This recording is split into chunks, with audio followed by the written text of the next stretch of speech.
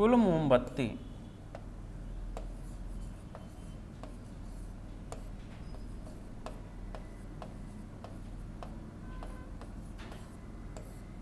बराबर, देखो पहले तो हमें ये देखना पड़ेगा कि देखो, क्योंकि जब मोमबत्ती लगती है किसी आयताकार, ये मेज था, मोमबत्ती लगेगी तो यहीं लगेगी ना, ऐसे किनारे किनारे 1-1 मीटर की दूरी पर, ऐसे ऐसे लगेगी, बीच में लगना नहीं है, किनारे किनारे लगना है। देखो लंबाई और चौड़ाई पर बाहर, इस मेज के बाहर चारों तरफ ऐसे किनारे किनारे लगना है। तो और हमें इन्हीं की संख्या बतानी है, तो हम लोग देख लेते हैं पहले तो इसका पूरा परिमाप क्या है। इसका परिमाप मतलब चारों भुजा की लंबाई, ठीक, इसका परिमाप क्या है और एक एक मोमबत्ती के बीच का गैप क्या है, उसी परिमाप में एक एक मोमबत्ती के बीच का गैप से अगर हम लोग भाग दे देंगे तो कितनी मोमबत्ती लगेगी ये निकल आएगा। तो इसी को हम लोग ऐसे सूत्र में जब सूत्रबद्ध करते हैं तो क्या कहते हैं, कुल परिमाप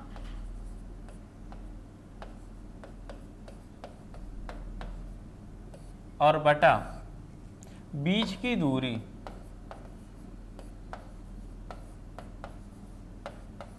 ठीक, यही हमारा सूत्र बन जाता है। कुल मोमबत्ती या फिर कुछ भी हो, डिब्बे चाहे जो भी संख्या जिसकी भी निकालनी हो, जो भी क्वेश्चन में दिया रहे, सूत्र है ये कुल परिमाप बटे बीच की दूरी।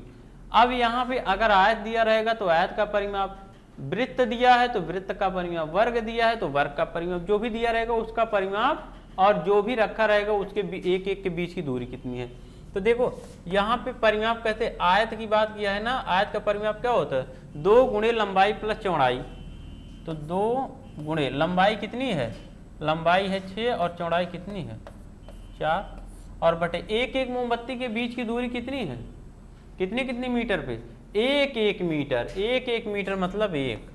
तो यही हो जाएगी पूरी संख्या, 6, 4, 10 और 2 कितनी मोमबत्ती लगेगी 20, ठीक है ना। तो ये हो जाएगा हमारा आंसर। चलिए आगे बढ़ते हैं अगले क्वेश्चन पे। अगले क्वेश्चन पे आते हैं अब, 109 नंबर देखें, ठीक, यहाँ देखें क्या कहा, एक सड़क की लंबाई 1 किलोमीटर है, इस सड़क के बीचों बीच लंबाई के समांतर 100 मीटर की दूरी पर नगर पालिका द्वारा कूड़े का बक्सा रखा जाना है। तो बताइए अधिकतम कितने बक्से रखे जा सकते हैं, अधिकतम कितने बक्से हमें बताना है। अब जो ये हमारी सड़क है ना, ये ऐसे बनी है, देख लो सड़क कैसे बनी है, ये है हमारा रोड, 1 किलोमीटर का मतलब 1000 मीटर, इस पे 100 मीटर की दूरी पे, ऐसे 100 मीटर की दूरी पे, ठीक है, बक्सा रखा जाना है, ठीक ना। अभी देखो अगर यही बंद होता है तो अलग बात होती, लेकिन ये खुला है, तो देखो हमें एक बॉक्स इस छोर पे भी रखना पड़ेगा, इस एंड पे, और एक बॉक्स इस एंड पे भी रखना पड़ेगा। लेकिन क्या अगर यही दोनों एंड ऐसे मिला दिए होते तो 2 बॉक्स की आवश्यकता होती, एक ही बॉक्स से काम चल जाता, ठीक है ना। लेकिन यहाँ पे हमें 2 बॉक्स की आवश्यकता पड़ेगी, एक इस किनारे एक इस किनारे, इसलिए जो टोटल बॉक्स हम लोग निकालते हैं उसमें एक बढ़ा देते हैं।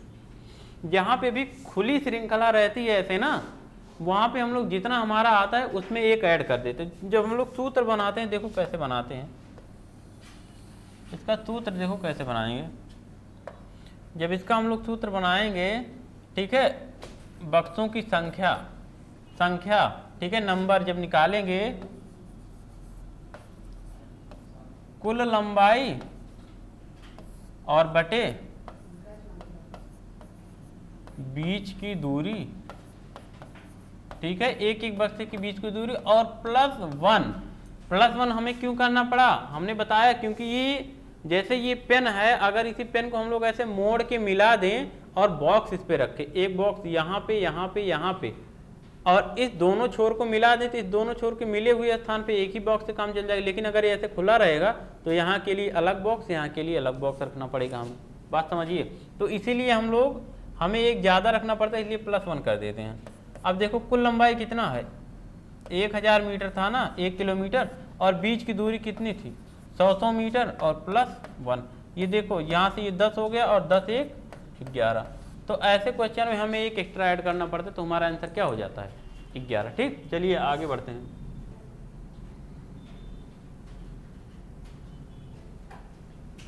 आगे देखिए 110 नंबर का क्वेश्चन।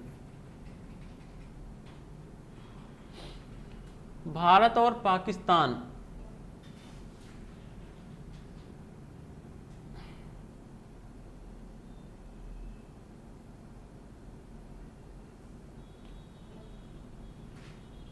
भारत और पाकिस्तान के बीच 2 एक दिवसीय मैच आयोजित होने हैं, तो बताइए कुल कितने तरीके से परिणाम घोषित हो सकते हैं। ठीक है, ये नए टाइप का क्वेश्चन है, कितने तरीके से परिणाम घोषित हो सकते हैं।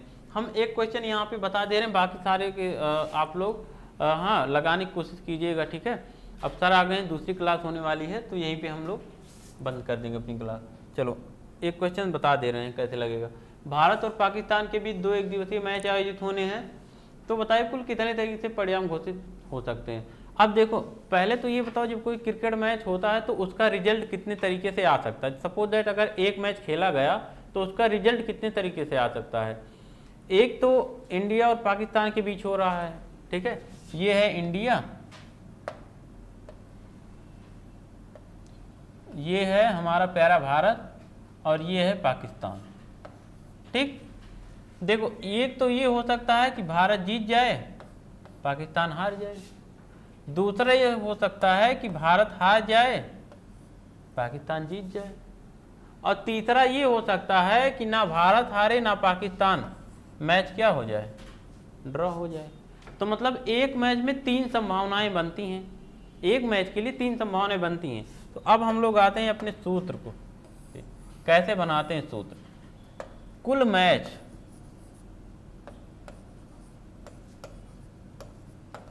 मैच ये हो जाएगा, अभी जो हमने सूत्र बताया था P पे पावर n। P क्या है, ये संभावना है, एक मैच की संभावना कितने तरीके से रिजल्ट आ सकता है, और n क्या है, ये मैच की संख्या है। ठीक है ना, मैच की संख्या है। अब यहाँ पे कुछ भी हो सकता है, चाहे मैच हो, चाहे कोई परीक्षा दे, चाहे जो भी हो। ठीक है, बस हमें यही समझना होगा कि जो भी काम हो रहा है उसमें कितने तरीके से रिजल्ट आ सकता है, यही पॉसिबिलिटी, हमें P का मान ही समझना पड़ता है। अब देखो कुल मैच निकालना है, संभावना हमने बताया 3 तरीके से बन सकती है। ठीक, और ये मैचों की संख्या कितना है, 2 एक दिवसीय मैच, n का मान 2, 3 पे घात 2, इसका मतलब क्या 9, मतलब 9 तरीके से परिणाम घोषित हो सकता है। ठीक है ना, अगर 2 मैच होंगे तो 9 तरीके से रिजल्ट हमारा आ सकता है। ठीक, तो चलिए अगला क्वेश्चन भी देख लेते हैं, ज़्यादा बचा नहीं है, इसको आज ख़त्म ही कर देते हैं।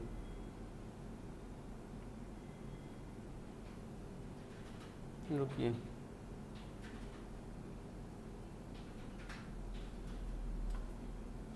चलो हम लोग कहाँ पे पहुँचे हैं, क्वेश्चन नंबर 110 हो गया, 111 देखें फटाफट।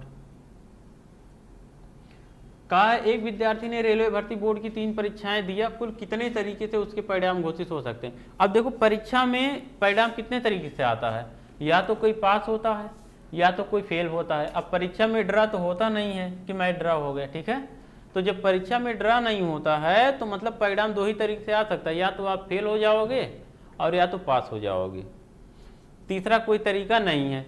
तो इसमें हमें समझ में आ गया कि परिणाम 2 तरीके से आएगा और परीक्षाएं 3 देनी है। तो अब हम अपना सूत्र सीधे लगा देंगे। ठीक है, तो हमें कुल परिणाम बताना था, तो कुल परिणाम बराबर हो जाएगा P संभावना 2 तरीके से, n परीक्षाएं कितनी है 3 है, तो 2 पे घात 3 का क्या मतलब होता है 8, कुल 8 तरीके से रिजल्ट हमारा आ सकता है। ठीक, 8 तरीके से रिजल्ट हमारा आ सकता है। चलिए अगले क्वेश्चन पे आते हैं।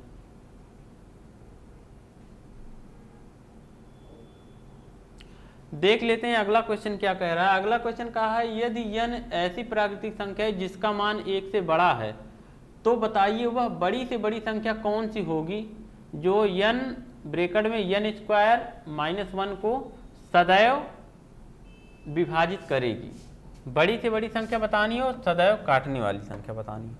चलिए देखिए क्या करते हैं इसमें। देखो और आपके पास ऑप्शन दे रखा है 4, 6, 12 और इनमें से कोई नहीं। तो हम लोग करते क्या है कि n स्क्वायर -1 इससे हमेशा पूरा इसको पूरा पूरा काटे वह बड़ी से बड़ी संख्या चाहिए। ठीक है, चलो हम लोग चेक कर लेते हैं। सबसे पहले प्राकृतिक संख्याओं की बात किया, हम लोग 1 2 3 4 5 ऐसे सारी संख्याओं को रख के चेक कर लेते हैं। सबसे पहले हम लोग यहाँ पे 1 रखते हैं। ठीक है, 1 यहाँ पे हम लोग रखते हैं n का मान 1। अगर n का मान 1 रखेंगे तो 1 और 1 का वर्ग 1 माइनस 1, तो ये क्या हो जाएगा n। अच्छा, जिसका मान 1 से बड़ा है, अगर 1 से बड़े मान की बात किया है तो हम लोग 1 से बड़े मान को उठाएंगे, मतलब 2 से शुरू करेंगे। 2 और 2 का वर्ग 4 माइनस 1, 4 में से 1 गया 3 और 3 दूनी 6। अगर हमने 2 रखा, अगर हम लोग 3 रखेंगे तो 3 और 3 का वर्ग 9, 9 में माइनस 1, तो ये कितना हो जाएगा 24। अगर हम लोग n का मान 4 रखते हैं, सपोज दैट 4, तो 4 चौके 16 में से 1 गया 15 और 15 चौके ये 16 माइनस 1, तो ये बराबर कितना 60। ठीक है, इसी क्रम में मान बढ़ाते चले जाएंगे, इसी क्रम में आते चले जाएगा। अब हमें बड़ी से बड़ी संख्या बताना है, कौन सी होगी जो इनको पूरा पूरा काटेगी। तो बड़ी से बड़ी संख्या के लिए हमारा जो रिजल्ट आ रहा होता है, इसी का हम लोग मासा निकालते हैं, HCF, हाईएस्ट कॉमन फैक्टर, मतलब बड़े से इसका बड़ी से बड़ी संख्या निकालो। ठीक है, हाईएस्ट कॉमन फैक्टर निकालो, तो इसका मासा क्या आएगा, ऐसी संख्या जो सबको काटे। तो सबको काटने वाली संख्या बड़ी से बड़ी कौन सी है, 6 ही तो है। 6 को भी काटेगी, 24 को, 60 को भी। तो इस क्वेश्चन में आंसर क्या आ जाएगा हमारा 6। तो यहाँ पे हमारा आंसर हो जाएगा 6। चलिए आगे देखते हैं 113। यदि n 1 से बड़ी प्राकृतिक संख्या है, n 1 से बड़ी प्राकृतिक संख्या है, तो बताइए n स्क्वायर और फिर ब्रैकेट में n स्क्वायर माइनस 1 निम्न में से किससे पूरा पूरा विभाजित होगा। n 1 से बड़ी प्राकृतिक संख्या, तो सबसे देखो हमें विभाजित किसको करना है,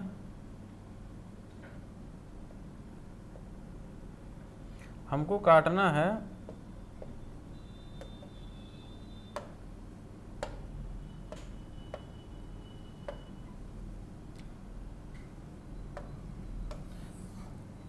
n स्क्वायर और फिर ब्रैकेट में n स्क्वायर माइनस 1, इसको चेक करना। तो हम लोग n का मान 1 2 3 4 ऐसे रखते हुए चेक कर लेते हैं।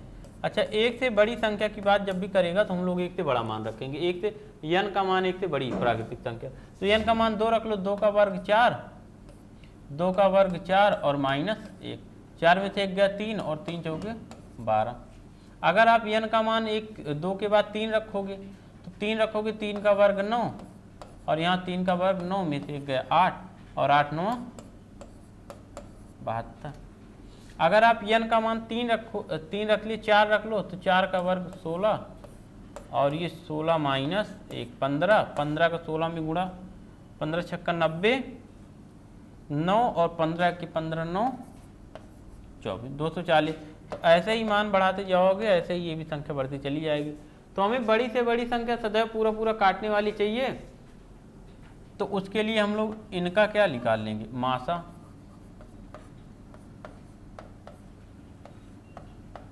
HCF इनका क्या हो जाएगा, 12 ही सबसे बड़ी संख्या है जो सबको काट रही है, तो यही हमारा HCF 12 हो जाएगा और यही 12 क्या हो जाएगा आंसर। तो 12 जहाँ भी होगा वहीं पे हम लोग टिक कर लेंगे। ठीक है, तो इसमें पहला आंसर हो जाएगा। चलो आगे बढ़ते हैं, अब 114 नंबर पे आते हैं। 114 क्वेश्चन नंबर देखें, 114 में क्या कहा है। इसमें कह रहा है 1 से लेकर 100 1000 तक संख्याओं को लिखने पर कुल कितने अंकों का प्रयोग करना पड़ता है। अब हमें बताना है 1 से लेकर 1000 तक लिखेंगे तो कितने अंक का प्रयोग करना पड़ेगा। देखो अंक आता कैसे है, अगर हम एक अंक की संख्या की बात करें, एक अंक की संख्या,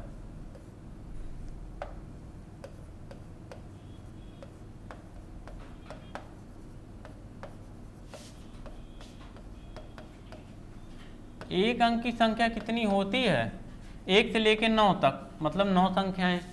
अगर हम 2 अंक की संख्या की बात करें, 2 अंक की संख्या कितनी होती है, इसी 9 के पीछे एक 0 बढ़ा दो, 2 अंक की संख्या हो गई। अगर हम 3 अंक की संख्या की बात करें, 3 अंक की संख्या कितनी होती है, इसी 9 के पीछे 2 जीरो बढ़ा दो, 3 अंक की संख्या हो गई। अगर हम 4 अंक की बात करें तो इसी 9 के पीछे 3 जीरो बढ़ा दो, 5 अंक की बात करें 9 के पीछे 4 जीरो बढ़ा दो। तो ऐसे ही संख्याएं होती हैं, ठीक है। 1 अंक की संख्या होती है 9 तक, 1 से लेकर 9 तक मतलब 9 संख्या। 2 अंक की संख्या होती है 90, ठीक है, 2 अंक की 90 संख्या होती है, 3 अंक की 900 संख्या होती है। अब हमें 1 से लेकर 1000 तक बताना है, तो सबसे पहले हम लोग 3 अंक की 1 अंक की, 2 अंक की, 3 अंक की संख्या निकाल लेते हैं। तो 1 अंक की संख्या है 9, 2 अंक की संख्या है 90, और इसमें एक एक संख्या में कितने कितने अंक, 2। 3 अंक की संख्या है 900, और एक एक संख्या में कितने कितने अंक, 3 3, और प्लस चौथा हमारा 1000 है, इसमें 4 अंक है, प्लस 4 अंक, ये 4 हो जाएगा। यही टोटल संख्या हो जाएगी, देख लो।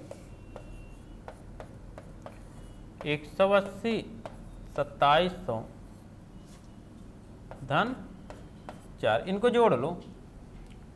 2700 और 180, 2800, 2880 हो गया, और 80 4 2884 हो गया, और 84 9 2893 2893 अंक का प्रयोग करना पड़ेगा टोटल। देख लो, इन सबको जोड़ लेना, देख लेना, 2893 आएगा, ठीक है। 180, 2700 और 4 यहाँ पे जोड़ो, 9, 2700 में 180 जोड़ लोगे तो 2880 हो जाएगा, और 9 जोड़ लोगे तो 2889 हो जाएगा, और 4 जोड़ लोगे तो 2893, ठीक है ना। 2893 संख्या है टोटल, इतने अंक का प्रयोग करना पड़ेगा। चलिए अगला क्वेश्चन देखते हैं, इसके बाद लास्ट क्वेश्चन है।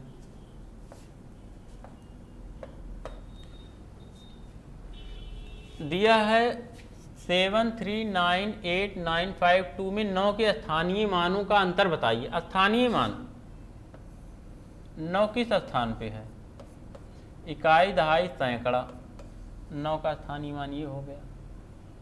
और ये भी 9 है, यहाँ पे 9 का स्थान क्या है, इकाई, दहाई, सैकड़ा, हजार, 10,000, इकाई, दहाई, सैकड़ा, हजार, 10,000, ये हो गया। यहाँ पे 9 का स्थानीय मान कितना हो गया, 900, यहाँ पे स्थानीय मान कितना हो गया, इतना, ठीक है ना। और इन्हीं दोनों का हमें करना है क्या, अंतर, तो इन्हीं दोनों का कर लो अंतर। अंतर करना है, अंतर मतलब क्या होता है, बड़े वाले में से छोटे वाले को घटाना। अंतर मतलब होता है बड़े वाले में से छोटे वाले को घटाना। तो बड़े वाले में से छोटे वाले घटा तो 0 0, 10 में से 9 गया 1, और यहाँ पे बचा 9, और यहाँ पे बचा 8, कितना हो गया 8 9 1 0 0। ये हो गया इस संख्या में 9 के स्थानीय मानों का अंतर, ठीक है ना। चलिए लास्ट क्वेश्चन है आज का, 116, ये है क्वेश्चन हमारा। एक व्यापारी कुछ सेब लेकर बाजार निकला। पहले ग्राहक को वह संपूर्ण सेब का आधा भाग देता है और एक सेब का आधा भाग देता है। दूसरे ग्राहक को शेष बचे सेब का आधा भाग देता है और एक सेब का आधा भाग देता है। यदि इसके बाद व्यापारी के पास 9 सेब शेष बचे हैं तो बताइए सेबों की प्रारंभिक कुल संख्या क्या थी। देखो इसका एक बेसिक तरीका होता है, एक ट्रिक होता है। तो हम लोग इसका बेसिक तरीका देखते हैं, बेसिक को ही ट्रिक जैसा बनाएंगे। करेंगे क्या ना, हम लोग इसमें पीछे से काम करना शुरू करेंगे। अंत में उसके पास 9 सेब शेष बच रहा है। देखो हम लोग लास्ट वाले स्टेप को उठा रहे हैं, यहाँ से हम लोग चल रहे हैं, ऐसे ऐसे यहाँ से हम लोग ऐसे ऐसे चलेंगे, ऐसे ऐसे, ठीक है ना। और फिर लास्ट में उसके पास जितना सेब रहेगा वहाँ पे जाके पहुँचेंगे। तो अंत में उसके पास 9 सेब शेष बचा था और इसके बाद उसने आधा सेब दिया भी तो रहा होगा। उसके पास जब 9 सेब शेष बचा था अंत वाली लाइन में, और इससे पहले एक सेब का आधा भाग भी दिया था, और इस पूरे सेब का कितना दिया था, आधा दिया था। तो क्या इसको अगर हम 2 गुना कर देंगे तो इस लास्ट वाले के पहले वाले स्टेप पे नहीं पहुंच जाएंगे। कहा है ना, सबसे पहले वो कुल सेब का आधा देता है और एक सेब का आधा, फिर शेष बचे सेब का आधा देता है और एक सेब का आधा, उसके बाद 9 सेब शेष बचता है। तो 9 सेब शेष बचा और 9 सेब शेष बचने के पहले उसने एक सेब का आधा भाग दिया था। ठीक है, टोटल इतना सेब था। अगर इसी को क्या हम 2 गुना कर देंगे तो यहाँ पे नहीं पहुँच जाएंगे, बिल्कुल पहुँच जाएंगे। तो देखो ये क्या आएगा, क्या हो गया, ये 9 दूनी 18 और ये 1 19 हो गया। यहाँ पे आया 19। अब हम लोग प्रारंभिक स्थान पे पहुँचते हैं। देखो अब उसके पास बचा था 19 सेब शेष और उसने एक सेब का आधा भाग दे दिया था, एक सेब का आधा दे दिया था, इतना बचा। और इस पूरे सेब का आधा दिया था, तो आधे का जब हम लोग उल्टा जा रहे हैं तो आधे का उल्टा कितना, 2 गुना कर दो। तो 2 से गुणा कर दो, अब आ जाएगा आपका फाइनल आंसर 19 दूना 38 और 2 का इसमें गुणा कर दो कितना, 39। तो उसके पास टोटल सेबों की संख्या कितनी थी, 39। ये हो गया आपका आंसर। ठीक है ना। तो इसको हम लोगों ने क्या किया, नीचे से ऊपर गए। ठीक है ना, ऊपर से नीचे ना आके हम लोग नीचे से ऊपर गए, क्योंकि नीचे से हमें पता हुआ था, सब नीचे से सारी बातें पता थी, तो हम लोग पीछे से ही आगे बढ़ गए। तो हमारा फाइनली निकल गया कितना, 39 सेब। मतलब व्यापारी के पास प्रारंभ में कितने सेब थे, 39। ठीक है ना। तो अब हम लोग कल से पढ़ेंगे, अपना परसेंटेज स्टार्ट करेंगे। ठीक है, नया चैप्टर और बहुत ही इंपॉर्टेंट है। ठीक है, हर एग्जाम में वहाँ से क्वेश्चन भी खूब पूछा जाता है। तो आज के लिए इतना ही, अब हम लोग मिलेंगे अगली क्लास में, तब तक के लिए जय हिंद।